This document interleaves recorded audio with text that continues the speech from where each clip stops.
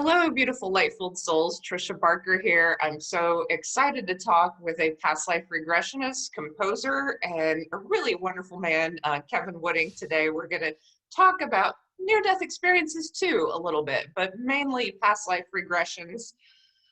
There was a show on Netflix. I don't know if any of you have seen it, Surviving Death, and the last episode is about the children who remembered their past lives. So I thought this was a really timely conversation to have right now. But thank you for your support, and please check the links below for my community, my meditation community and courses, as well as links to Kevin Wooding's website. But thank you for joining me today. Oh, it's a great pleasure, always. Yeah, So, so I'm going to jump in and ask you, how are past life regression sessions different from what these children experienced on Surviving Death, where they just were born with these memories of past lives? well, I mean, the biggest difference is that it's spontaneous. There's no intervention, no trying to tease this information out there, just simply responding to something that's coming from within.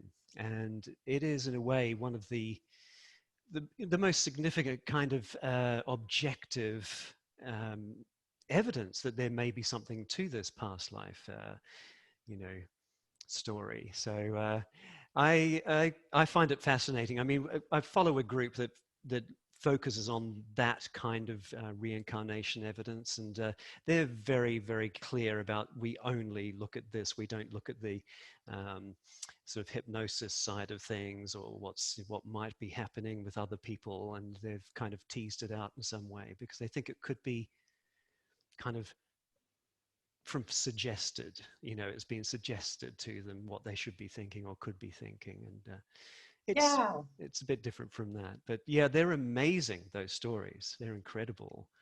So I want to jump right in and talk about how you were an atheist and you came to this kind of by chance, and I'd love to hear more about that. Yes, yeah, in my family, really, there was no study or engagement with spiritual matters. We both parents were scientists, mathematicians. All the brothers and sisters, they were, similarly inclined. Like, oh no, we're not going to look at that sort of stuff. But curiously, in the midst of all of that, we had stories about our grandmother who was psychic, and this was kind of like cognitive dissonance. We just looked at that as a story in its own, and then we never ever kind of associated it with this other way of thinking that we had. So I really didn't have a background in any kind of religious experience, religious sort of going to church, anything like that. I'd been maybe 4 or 5 churches in my lifetime up to that point in order to go to a wedding, and that was my experience. But we live in a very kind of rich cultures with all the different religions around. So we certainly we knew about it. I But wonder, I have a quick question. Since you're a composer and you live in the imagination and you love music, do you think that helped you with that transition into understanding past life regression? absolutely it did, yeah, because it's a language that's beyond speech. It's communicates across barriers, across religions, across cultures. Um, you can find yourself creating something that means something so profound to yourself that you realize you don't have words to express it. And that was basically an open doorway to thinking in other ways, definitely. Yeah.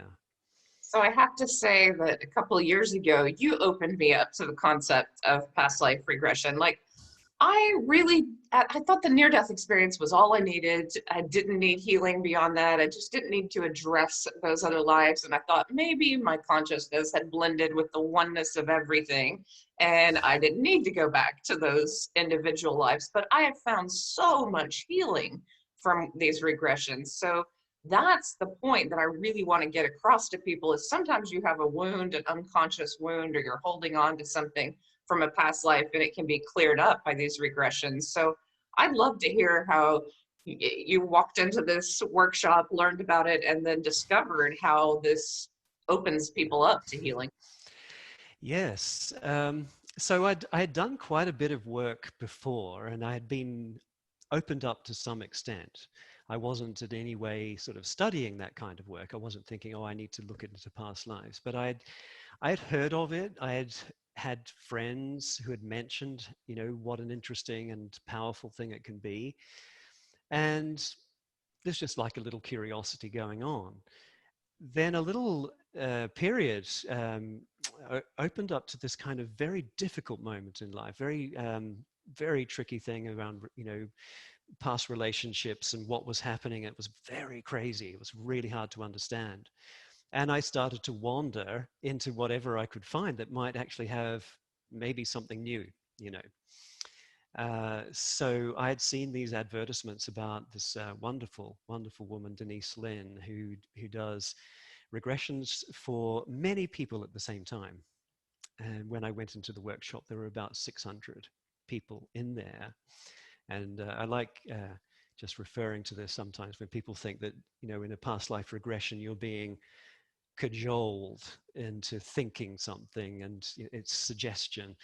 Uh, I don't think anyone had the same experience as I did, and certainly in the little group that we were, separated out into, we had a little group of six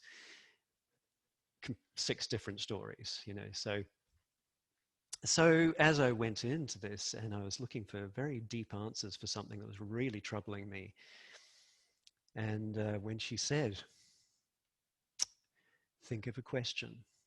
Have an intention about what you're here to understand, what you want to understand, what you want to heal from, what troubles, what blocks.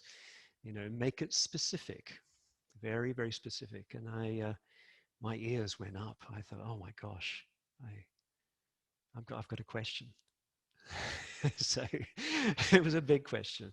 Maybe we'll get into the details of that at some point, but I don't want to unless you want me to, I'll carry on with that story. Um, I Yeah, came out. actually, I think people would like that, because Okay. everyone struggles. So, what were you struggling with that you shifted? Yeah.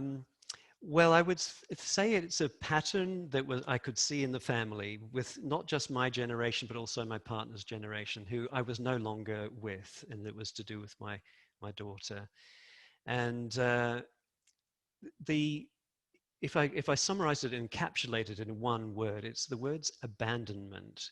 It's this issue that happens where parents have children and then there's some aspect that splits them off, whether they literally abandon, they leave, or they become workaholics and then they're not emotionally present, or they have an addiction which makes them, or they become abusive, or there are many, many, many forms of what you could say is a form of abandonment.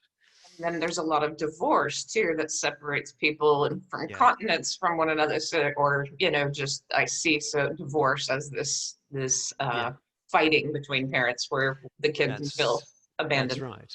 That's right. Yes, and what puzzled me is there were situations where this kind of dynamic of leaving the role of being the caretaker, the nurturer of your child has somehow been disrupted. So it was a big question. I was looking at, um, I mean, in my ancestry, there was alcoholism, there was a for periods of 20 years. Sort of very quite extreme things. And then suicide, not on my side, but on the other side, there was someone who tried suicide, and there was this aspect of separation there as well. And I thought, I need to know what has come to, what has happened to bring this into being for human beings. We are part of the natural world. We have the same processes of we can have young, we're supposed to be able to nurture them. What has happened? And I was fed up. I was really fed up with the whole thing. I thought, I'm really done with this happening. I don't want it anymore. So I had a pretty powerful regression. And Do you feel that that regression healed that wound? it explained it. Oh, wow. It explained it. Yeah. Wow. Yeah. Yeah. It threw me. But when I came out of it, I was literally whimpering. Wow. Such a powerful experience. And yeah, Yeah. yeah. You Shall I know, go on? there's a lot of what humanity has gone through in the past that's very difficult, you know, and we look at Yeah. our times today, which are largely better, but Mm, we look at these issues and, you know, when I've done certain regressions with you, going back to early man, to caveman times, I mean, that was unbelievable, like to to realize that our idea of justice was so different back then, and yeah. safety and community, and to experience like issues that I'm going through now around justice, to see how they were explained through that past life was very interesting. And that, you know, it was also comforting to see both the negative qualities of myself and the positive qualities of myself explained in a different way. You know, I was protective of my culture, you know, in that past life, and that explains, you know, why I still feel that now. And so there's a lot that is just, and you've mentioned this, like people just go, of course, you know, like once they see it in the past life, they just understand Mm. themselves at a deeper level. Yes, absolutely. And I remember that was amazing. I mean, I had no idea that's where you were going. And you were just sort of gently relaxing. And I said, what impressions are you getting? And you said, my back is really hairy. It's so I was a wonderful. very large, hairy man. It's, it's so Oh. great. And it's kind of funny. I don't know if you've seen the movie Defending Your Life, for Meryl Streep and Brooks. You know, they're watching their past lives come forward, and she's like a prince or Prince Valiant, and he's Yeah. he's being chased by a tiger, and he's like, "I'm dinner." And, you know, we have a lot of silly examples, but this, when you go Yeah. through a regression, this is deeply healing. Like Yes. this healed a wound within me of why I've been attacked so much. Because, Yes. you know, when I went through that life, I understood so much more about how I was a protector and how I was tough in that life, and how some people took that personally. You know? Yes. Yes. That's right. Yeah, it is the case. I mean, people often think that it's, oh, which famous person was I? And actually, you find out something genuinely more healing and more interesting than just that simple kind of thing. I've never come across anyone who's, oh my gosh, I'm, Joan of Arc. I mean, how many can there be? It's like, it's Oh, I like know. The big joke in spiritual communities is like every man in Sedona thinks he's Merlin, and every woman thinks she's Queen Nefertiti. And I'm like, are we going to fight it out, people? You know, yeah, yeah, no, yeah. I am Queen Nefertiti. No, I am. Like, you're probably none of you are. And it doesn't matter. It really doesn't, because there's so much more interesting things to discover. It's, Yes. yeah. And why should people get a regression? That's what and what is it like? I think for those who've never had one, I'd like you to kind of guide us through like what to expect and how it works and what you can resolve from a past life regression. Yes. Well, what we do is just bring you into the present, which is kind of paradoxical, but that's where everything actually comes from. All memories, all imagination, everything comes from having been in the present. So, with that thought and that knowledge and that experience, you let your breath rise and fall. You get relaxed. We go through a little process of making sure everything's really letting go, and then go on a little mental journey. Um, Say it can be to a safe place. It could be, a cabin in the woods or the beach, or it could be a meadow. It could be people come up with their own. Surprisingly, someone said, "Oh, I'm inside a rock. It is so peaceful in here," and that was her best place to be in order to feel completely safe. So we have suggested that maybe, or maybe the person's come up with it. And in that place where they're quiet and easy, we, just spend time looking around and then seeing if there's any, there may be a guide or maybe even an angel or something, or it could be even a color or an animal or something that comes along to say, I'm here to support you on this journey. We know what the question is, we know what your intention is, and, we're ready to go. And at that point, um, we transition, and that can be done in many ways. We'll, we go through a tunnel, or we might sort of get into a TARDIS and float off and land on another place. And so there's And all sorts of ways. And after the regression, I know I've had some quick changes and quick healings within a week or a month, or what is the average like change that someone feels after a regression? And how long can it take? Or does it Yeah. sometimes just resolve something emotionally? Does it always resolve something in the outward world? Mm. Because I feel like it's magic because it's I've had these like changes in my real world. Yes, I mean, yeah, yeah, really amazing. It really does vary. It depends how deep the pattern is that the person's resolving, how clear they are on their question, what they actually want to help. Because sometimes people are, caught up in something but don't know how to conceptualize it or voice it and say, this is what I'm needing to address. So you might have a little kind of period where they're a little bit slow in picking up what's happening, what's changing. Most people, when they get a good regression going, pretty much instantaneous. There's a shift. They realize something that they didn't need to be. I was thinking, there was a fellow who he was looking towards a career change. Now he was, quite a sort of self-made person. So he's already on that mode of, I'm a person who does this in career. I do that and do that. But he was fearful about something, and he didn't know whether he should go for it or not. And when he went into his regression, he was a gladiator, and he was embodying and feeling the embodiment of the instinctive response to situations. Absolutely instinctive. So he would make split second decisions, life and death decisions, just one after the other, really, really fast. And he said to me in the middle of it, oh yeah, I know this person. I know this person. This is inside me. I know this person.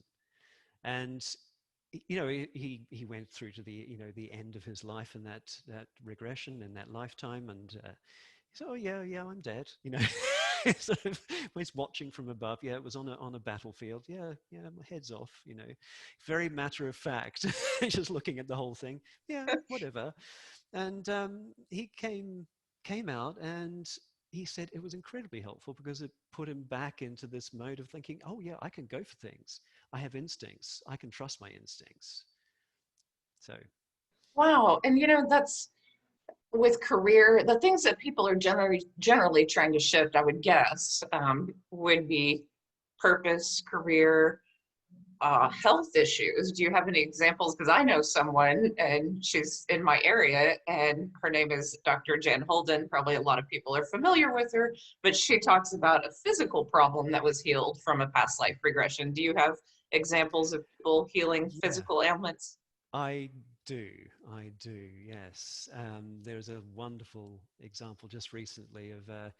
It was interesting because it was like a double example, because it was a relationship between mother and daughter, and a little bit of a inquiry had happened for the young girl. She was 7 years old, and she had come to this realization that what was stopping her, or what was the cause of, was that she was afraid.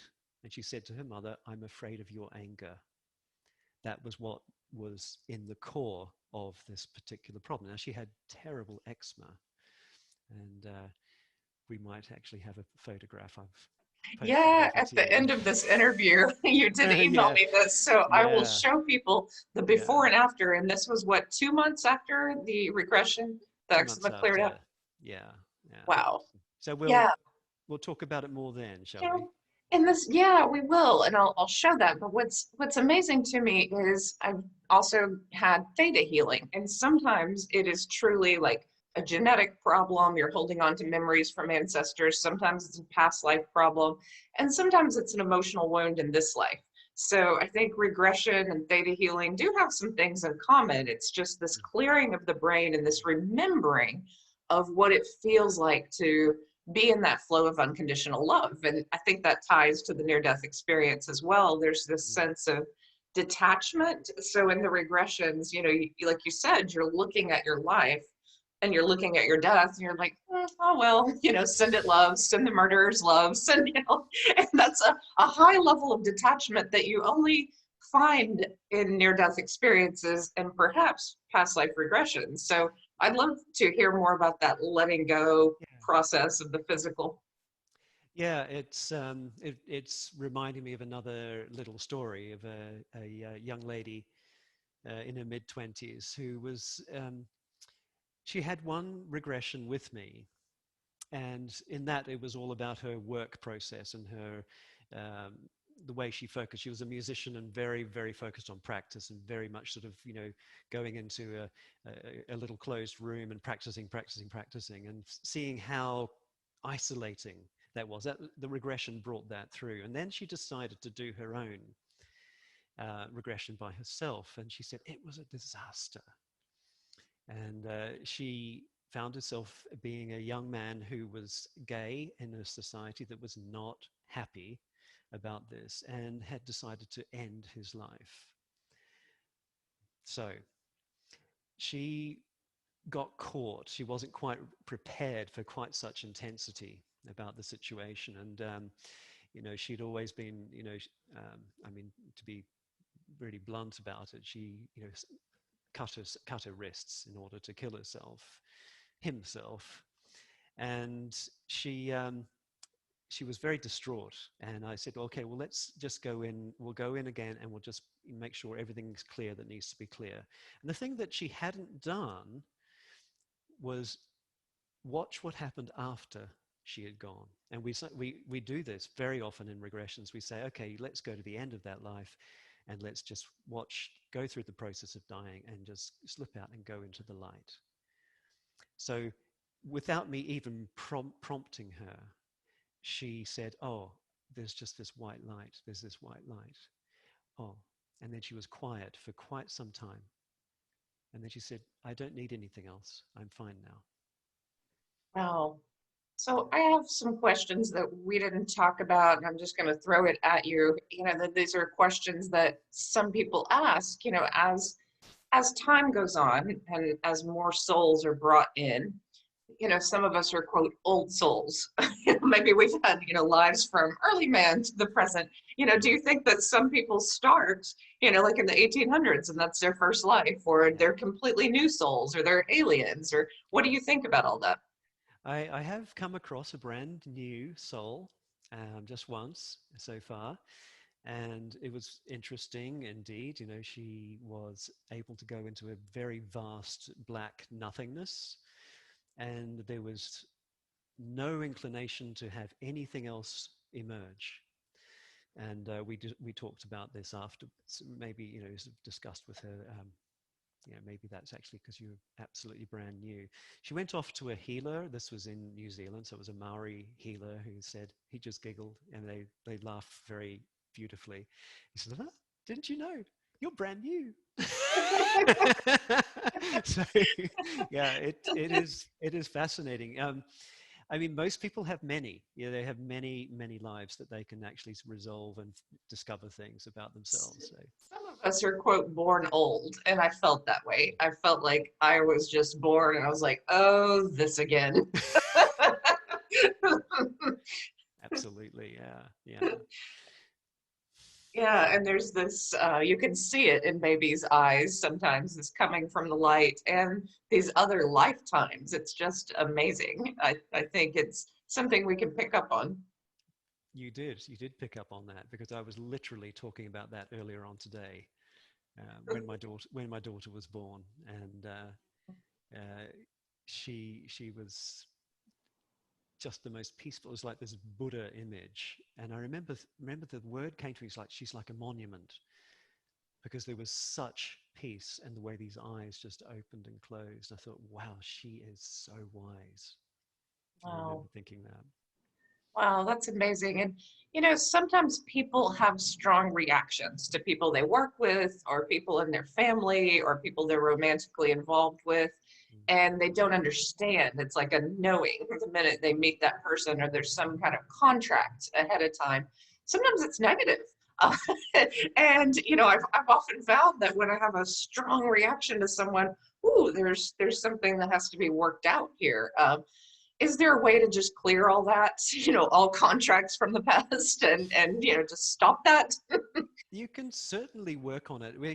Often these things are multi-layered and quite deep. So as I was saying before, you might have a pattern that is complex. It may have multiple causes.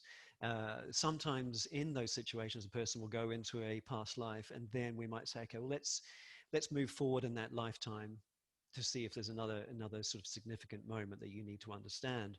And they don't move forward in that lifetime, they move to a whole other lifetime where the pattern is being continued and is then being added to by some other aspect. And then they do it a third time and then a fourth time. And so they have a whole array of related experiences, but quite different different bodies, different people, different ways of thinking. But the pattern is much deeper than just simply merely being who you are in that lifetime. It's the soul's journey working itself out as well. Yeah, that makes sense. And the intention that you have, the question, as you said earlier, going into Yeah, the regression can make a huge difference. yeah. So And I was going to say, sometimes a person can do that in one regression. Sometimes no, it's they do one regression, they do another regression, and then they do another. They said it all has to be separated out for them in order to really focus on each lifetime.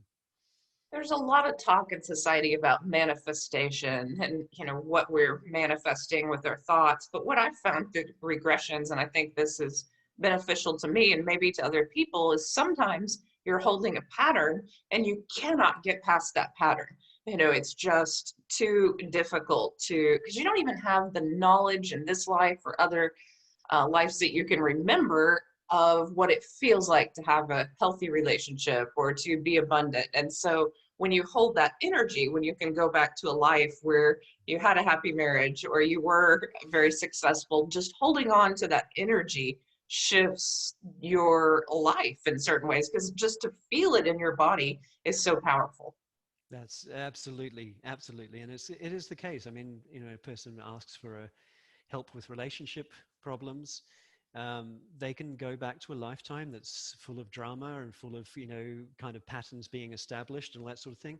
Equally, they can find themselves in a lifetime where nothing much is happening and they are in a relationship which is really healthy, and they might go, oh well, I was expecting something a bit more dramatic than this, but they take it in. And I've had, I was thinking of a particular person who had this kind of experience. She was kind of a bit disappointed, and 6 months later she was in a really, really stable and happy relationship. It just shifted her, and that's what happened. So Yeah, and the answers are often very simple. Heck, I had a regression with you or around relationships, and I remember going back to this lifetime where I just didn't try very hard, and it was just very simple. Like, I loved and I was loved, and it wasn't complex. We just made dinner, and when I died, he cried, and and it's like there wasn't huge drama, you know. yes, And yes, sometimes yes, that's people right. in this lifetime want to work out this dramatic situation, and it's just not worth it. Like, if Yeah, there's that much drama, let it go.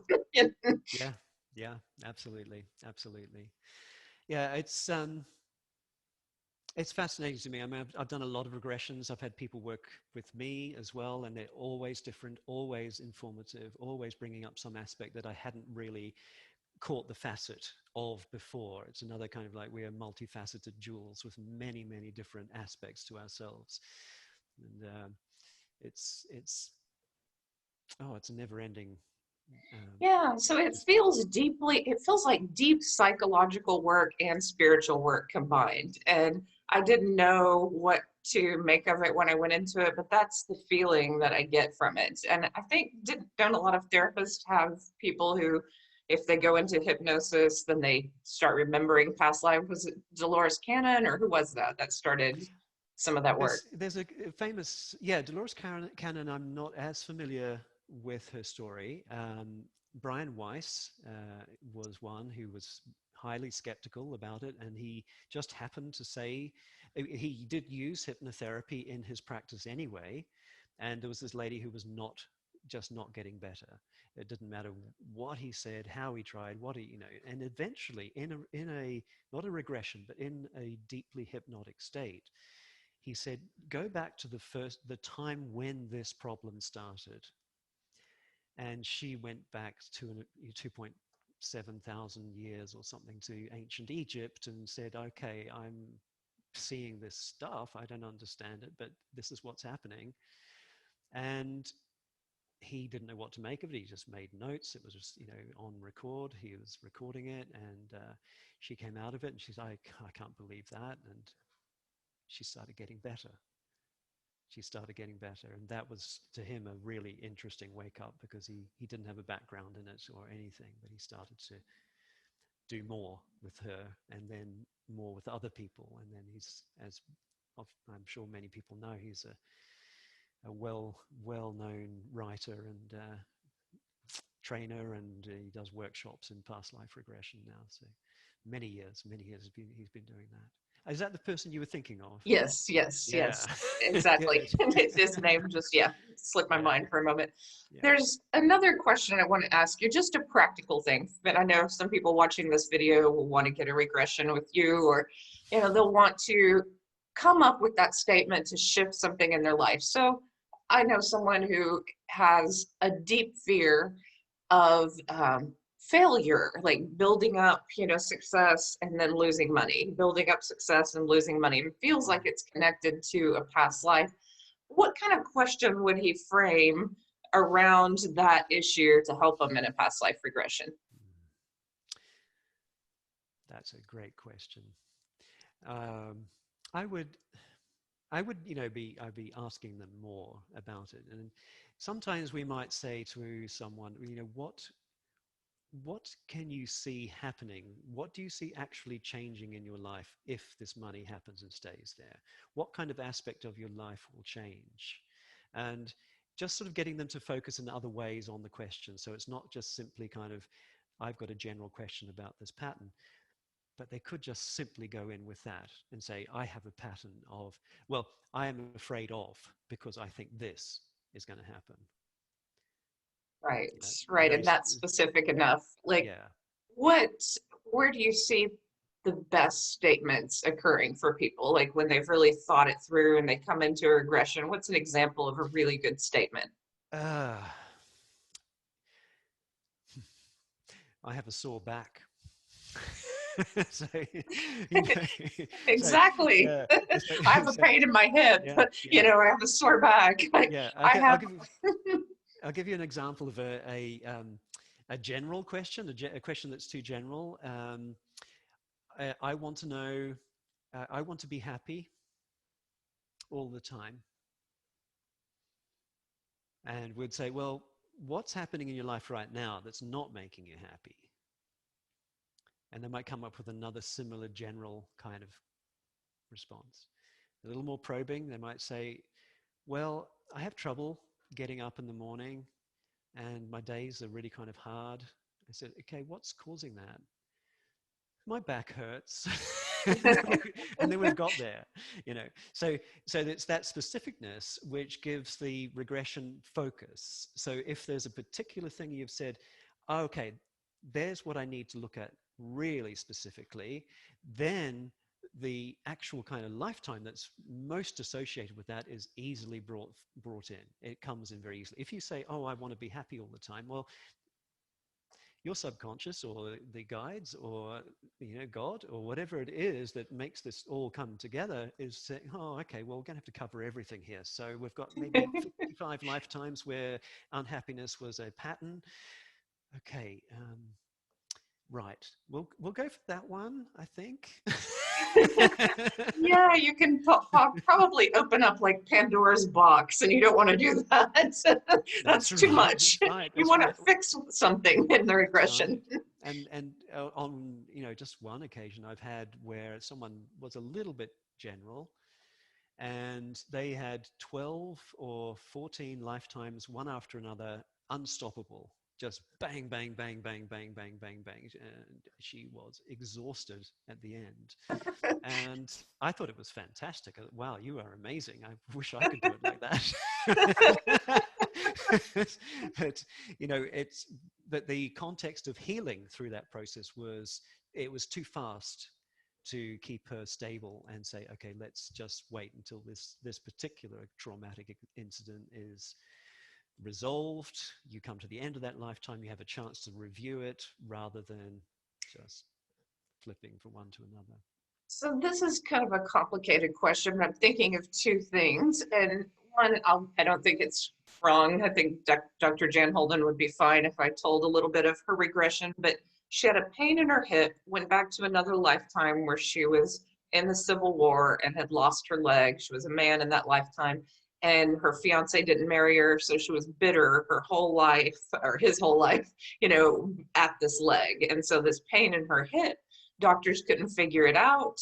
And so that just shifted pretty quickly after the regression. But whenever she saw something on television about war, 9/11, things like that, the pain would come back because it was this reminder of war and injustice and anger at society. And I thought that was a really interesting parallel that these things can be healed, but then we can have memories that bring it back. So have you seen examples of that as well? Yeah, definitely, definitely. There was a fellow who was having trouble with the right side of his body. Um, just that's where problems would occur, whether it was some kind of nerve pain or there was just, numbness or tension. It could be around the face, it could be down in the side of the body. And we went into a regression, and he saw himself in Roman times, and he was a soldier, a centurion. I think he eventually became a senator. But at some point in this history, he had an injury where he became disfigured. So some kind of mace ball or something sort of struck him on the face and hit the side of his body and took a whole chunk and wound and damage all the way down. And he was then disfigured all his life, the rest of his life. Um, but in terms of what he then experienced in that, him in this regression, is that he was able to feel the emotional impact of what it was like to have that happen. And he was quite surprised to find himself being really quite teary and really, really just so hurt. And it's like when you see the emotional side come up, with the tears come up, you think, well, heavens, you are remembering this, aren't you? It Yeah, really is. It really is something that's yours. And yeah, then because it's in flow again and in reality, and it's not being held off as like, I'm not supposed to cry like we boys are taught. You find that there's a kind of that force of healing, that power of healing, that is something that's available to anyone at any time if they get out of the way. You've just opened the door to it a little bit more, and sometimes it's a whole lot more. that's beautiful. And I think this is a good part of the interview to go ahead and share my screen and Hmm. let you, uh, I'll talk. sh Yeah, yeah, show like this is the after picture. And I that's definitely right. want to show the before picture, and people just have to bear with me, but that's after. After. Yeah, And I will get to the before. This was before the yeah, regression. that's right. That's right. And so this is pretty amazing. Like this is how many months after? It's 2 months. 2 months. Those first photos were taken of the eczema 2 months before. The 2 months. the mum was really distraught. The little girl was absolutely beside herself because those are just photos, the two photos you see, but it was all over her body. It was going into the ears, into the mouth, up her Wow. nose. It was absolutely everywhere. And she was being encouraged by doctors to, use steroids, use lotions, have drugs. This is the way to get rid of it. And she did none of them at all. And so, as I think I've already mentioned, it was about um, the anger that she felt from her mother. This was the emotionally locking up inside her, and the mum wanted to heal this enormously, and so she did a regression and discovered a very deep trauma in her past that required healing, and it was so beautiful.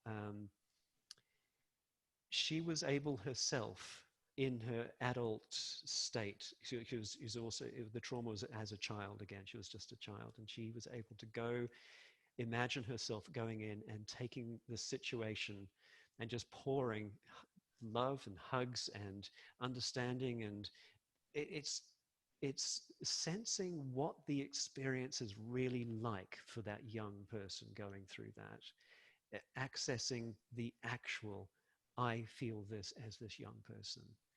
And she was so moved. Her voice had changed when she came out. It stayed that way. It was soft and round. There was no harshness in her voice anymore. There was so much love coming out of that wonderful woman. And the little girl just blossomed. Just, it was amazing.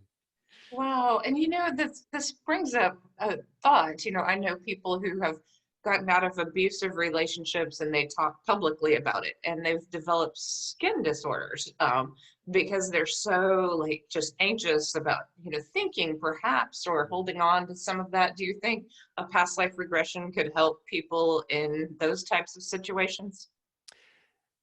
I don't see any situation that can't be helped in some way, because Yeah. the question you ask is the one that's answered. So if a person comes and they've got a particular dynamic that's really troubling them, and they've got some kind of aspect that they need to kind of fix up or want understanding about, they already know the answer. Mm. And the regression is just simply a mechanism, a tool, a miracle working, you know, thing. It just says, here it is. You can come here and So your understand yourself. your higher self, your connection to God, your connection to that all-knowing is really what helps you in this life. So it's like, Yeah, yeah, whether it's a near-death experience, past life regression, it's connecting to that eternal thread, isn't it? That all-knowing. yeah, absolutely, absolutely. And what other ties, and we'll kind of end with this question, do you find in the near-death experience community in the work that you do? Because I know I've met you through one of the forums on the near-death experience community. Yeah. So, yes, going into regression is about letting go. Is letting go of the pressures of the future and the past. It's becoming into this very present moment. And whenever a person gets stuck in a regression, we might then say, just let your breath rise and fall. That's good. And as soon as the person is no longer trying, then the information starts to flow again. So we could say that letting go is the simplest process. It's a practice. It's something that anyone can do. In a near-death experience, it's the ultimate letting go. You're basically, there's your body. You're either dying or dead. I mean, what else have you got to lose? There's nothing you need to hold on to, literally nothing. And as a result, the heavens open. Yeah, what a beautiful metaphor to end this call on. Is letting go helps you in this life too. I find when I'm trying too hard, pushing too hard, things can happen, but they're not as fulfilling as when I'm in my joy, letting go of fear, just pushing forward, doing what I love. And even, even the things that I hold dearest to my heart, and I know you hold composing music dear to your heart, I hold writing dear to my heart. These are like soul dreams, and it's challenging in every culture to have a dream like that and Oh to yeah. push up against the culture, but it works better when you let go, right? Yes. Yeah, it does. It does. Yeah. I think, when you're born, you didn't think about, oh, look at how clever I am. I've done so much work to get myself here. You actually spent all the time in the womb kind of like, I'm just I'm just me. You're not even thinking that. You are just you, but you're kind of just, you don't come out going, oh, I tried so hard and look how good I am. And if that can create a life, yes, it can create a life. So, gosh, not trying is actually really pretty awesome. Oh, so yeah, let go, don't try, express your bliss and your joy and what your soul is meant to do. What a great conversation. Thank you, Kevin, for talking with me. And I hope Thank you. those of you who are interested in a regression will check out the link below, and also check out Surviving Death. It's an interesting Mm, Netflix special, and I really did like that one about the children. I think it opens even the minds of some pretty heavily skeptic people. yes, there's a chance there. Thank Yes. you so much. Thank you. Bye, everyone. May you be